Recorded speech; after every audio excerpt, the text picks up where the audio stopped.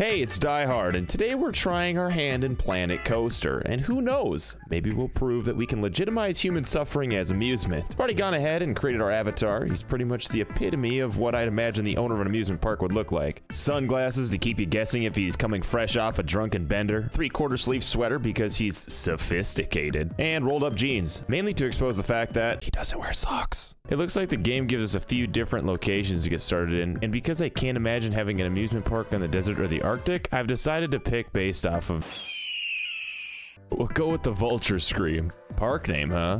Forgive us. Short, sweet, and fitting. Wow, we haven't even been in business for more than a minute and we already have our first guests. Look at how excited they are to see their first amusement park. Imagine the disappointment those kids will feel when they see this. First things first, let's get rid of one of these park entrances, only because 2 is unmanageable. Okay, now that's looking more manageable. We've also decided to go with the black tar pavement, which I've heard is great for walking on in the heat. This game has so many options for customization with things like trees, rocks, and you know, airlocks. Oh, what the hell, let's just plop this down here. And voila! Okay, so I think we need to place something inside the park to actually get guests to come through the front gates. Let's place down this nice balloon stall and this spinny ride. Oh, hey, that wasn't too bad. I presume it worked because it looks like a horde of zombies are emerging from the cave now. And just in case those are zombies, let's add a precaution. Closer, closer, closer. Have no fear, balloon man. We came prepared. Nothing? Apparently those zappy boys don't do anything. Well, if electrocution can't stop them, then it looks like you're all we've got. I'm beginning to notice how picky these guests really are. Some will enter the park and then just leave right away. I bet Forge 6 is intense. There's not much scenery here. Talk about entitlement. It's not like the park has been open for 10 minutes or anything, but okay, fine. It's not about me, it's about you. I understand. Into one of these, and a few of those. Hot tar between your toes. Kind of feels like I'm playing Snake, you know, with hot tar at high noon in the desert there. I hope that's bigger and better for all of you ungrateful. I've just discovered something fantastic. We can start a marketing campaign. It looks like we can only pick 3 marketing campaigns at a time, so we're going to pick the 3 most expensive ones for a whopping total of a mere $15,000. And seeing as we have unlimited budget, this shouldn't break the bank. I also noticed there's a tab for staff, and while there are your more standard options like janitor, mechanic, security, and vendor, we're going to go with the more logical choice, the dinosaur. And because we have a Gulpy Rex now to harass guests, we should probably add the shop he owns. And what better way to show people where to consume liquid than with a fountain of water? Drop a couple of these radioactive goop cauldrons in there, put a couple of these things down. And just like that, the perfect experience for the perfect drink. Just look how excited the dinosaur is, wetting himself with happiness overload. It's fine. They can all just walk around it. Look, they don't even notice it. Be careful. Now, people really seem to like the dinosaur, so I think we'll add this meat-wielding human torch and this robot with tiny little feet. You know, if you're trying to give the illusion of being a floating robot, you're not fooling anyone. Okay, I think we're good on the street entertainers for now, so let's liven the place up a bit. Okay, so I've been adding some stalls and making the place look nicer or whatever, and I noticed that the more crap we add, the higher this little star counter seems to go up. So I took the liberty of installing some jet engines at the back of this spaceship looking thing. Added a few shocking touches to the bathroom, of which I've noticed that people only spend around a few seconds inside of. Probably something to do with it being a dark abyss. And what better food for an amusement park than hot dogs? Comes complete with a couple of flamethrowers, you know, in case you want to toast the bun yourself, as well as a steady stream of none other than oil, because who doesn't like a nice oily burning hot dog in the middle of the desert? Oh, and if you're wondering, yes, it's motor oil. Just look how happy they are. She doesn't even mind that scalding hot motor oil is being spewed down her back. Oh no. I noticed our guest count isn't really going up despite all of our new amenities. I think this means we probably have to add some more rides. I don't know. Let's just choose this one. It has the most excitement points, whatever that means. Spin it around, tuck it into the entrance area, add the entrance and exit cues, and take note that we put the entrance of the ride at the entrance of the park and the exit past all the shops. We're desperate for money here. I'm also going to go ahead and recolor this other ride so that people are confused which ride is which. Oh, this is the Looper? I thought it was the Forger. Ah, more bad news. It's been about 10 minutes and our guest count hasn't gone up by much. I think we just need to keep increasing our little star counter thingy. Since it doesn't matter what I seem to add, as long as I add something, I thought maybe the guests don't know where to go. So I added this delightful little information kiosk, as well as this oversized energy drink big thing on top of this sparkly spinner of fun. And would you look at that? People care more about energy drinks and information dumpster fires than they do about the cool new spaceship rides. To keep up with the influx of guests, I caved in and decided to add some actual park staff. Meet Daryl, the janitor. He has a high workload, so we've decided to clone Daryl to decrease his stress. We've also extended our cloning technology over to the security staff, seeing as we're fast approaching 500 guests in the park. Now you can all fight for that first promotion. Well, being that this is Planet Coaster, I think it's about time we try our hands at our first roller coaster. Let's see here. There sure are a lot of options, but I think I found what made that noise from earlier. Like any good bird, it needs to start up in the sky. Way up in the sky. We have a few different options here. Chain lift, pulls train up an incline. Drive tires, pushes trains, blah, blah, blah. We just need maximum velocity. So let's max out the angle. All right, let's test it. Don't forget to pull up. I didn't expect it to skip off the desert floor. Are you thinking what I'm thinking? Collateral damage. Wait, what?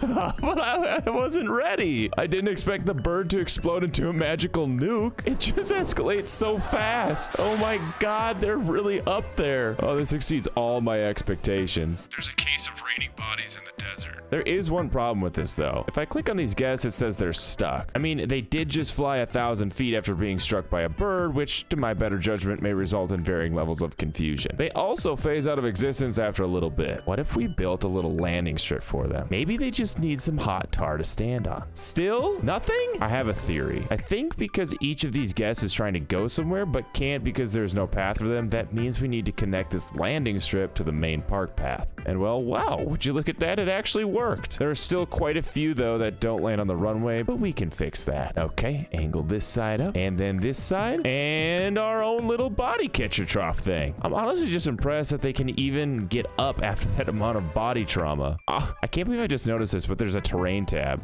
Oh yes. And deeper, deeper, too deep, deeper. Man, all this needs now is a waterfall and a river. So I searched around and unfortunately I couldn't find a waterfall. So I decided to improvise. Remember that you signed a waiver. Let's take this to the next level. Our great journey begins at the magical Stargate in the cave. So many victims. First stop is the miswired airlock. We take great pride in our 0 electrocutions to date. Yes, avert your attention away from what's in front of you. After passing through the gate, make sure you signed a waiver. Rough day, buddy. Didn't get that promotion. Oh, well, looks like we found who did. This is where we sell cow cream. Wait, what? Where's the staff? I guess that works. If your tummies are grumbling, we've got the finest dining at the Chief Beef, home to the world's most disgruntled employee, with no ingredients or utensils to be successful. What are you making there, bud? Oh, a nice dish of nothing. As for refreshments, we have the Gulpy Goo, freshly radiated from our contamination leak. Oh, and how could I forget about our Gulpy Goo mascot? Still harassing guests with arms fully extended, I see. There's the electric chair toilet abyss. I did add these water jets. They're basically a high-pressured bidet. And my personal favorite, the hot dog squad, where the wieners are flowing and the oil is crude. Whoa there. He was just upset that there's no ketchup. I hope it's tasty. People really do seem to be enjoying the assortment of stalls we have here, except for the information booth. He's had 0 customers. I'm not sure if it's the burning rolls of newspaper or the maniacal smile. I'd wager on the smile. If only the rest of the staff were as smiley. Oh no, they're all so sad and uninspired. I guess they are working in the desert on the side of a cliff and taking breaks inside of a jet engine. And our crown jewel, from cosmic cream to bursting spleen. I mean, just imagine how the rest of the guests must feel. They hear a magical noise, followed by screaming, and look up to see a flock of humans. Here's the experience from the human's eye view. And just remember, you're fine. Oh, you're young. You'll snap right back from this. No chronic pain, guaranteed. I don't think your family made it, kid. I'd say that's a job well done. Wouldn't you, Mr. America Blow-Up Man?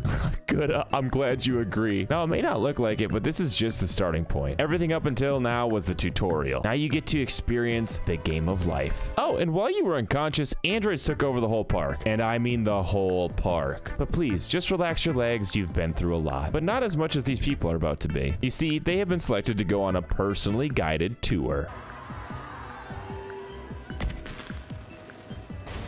And these are actually the first 2 guests that were selected. And don't worry, those are just props. Oh, I forgot about the obstacles. Watch your step. No, really, watch where you're stepping. I'd hate for you to fall into the flames and become dragon food. If you're wondering, yes, this is all covered under the waiver. Even the run-ins with the resident kaiju. Just continue on through the whalebone lighting, keeping a watchful eye out for magical confetti, because we know what that means. Oh no, better luck next time. Well, at least you're not alone anymore. Now, you may be wondering, where did that nightmare fuel come from? Well, from none other than this guy. Mr. Self-Quarantine himself. He hasn't seen any real life in over 2 months, so I decided he should have a friend. Oh, and them too. Okay, bye. Into the hole, follow the light, and now you see me, now you don't. Cheer up, it's not so bad. You've survived not 1, not 2, but 3 near-death experiences. That's right, put a smile on. Not because you want to, but because you're told to. And after braving the searing heat, you've only got a short walk until you're back to salvation. I'll be honest, I got a bit lazy here, so they literally just walk in absolute darkness. I thought I missed them, but here they are. Our happy family emerging from the long dark, back to where this all started. Now, all they have to do is sidestep the falling bodies, brave the magical flames, avoid the human waterfall, wade through the 2,000-person human mosh pit, and remember the, oh, too bad, back to start. I guess it's beautiful in a way, like the circle of life or something. So with the family permanently separated, the corporate overlords satisfied, the game utterly confused, and our guest count at the healthiest it's ever been, I think we'll call that GG. Subscribe for more mayhem if you haven't, and we'll see you next time.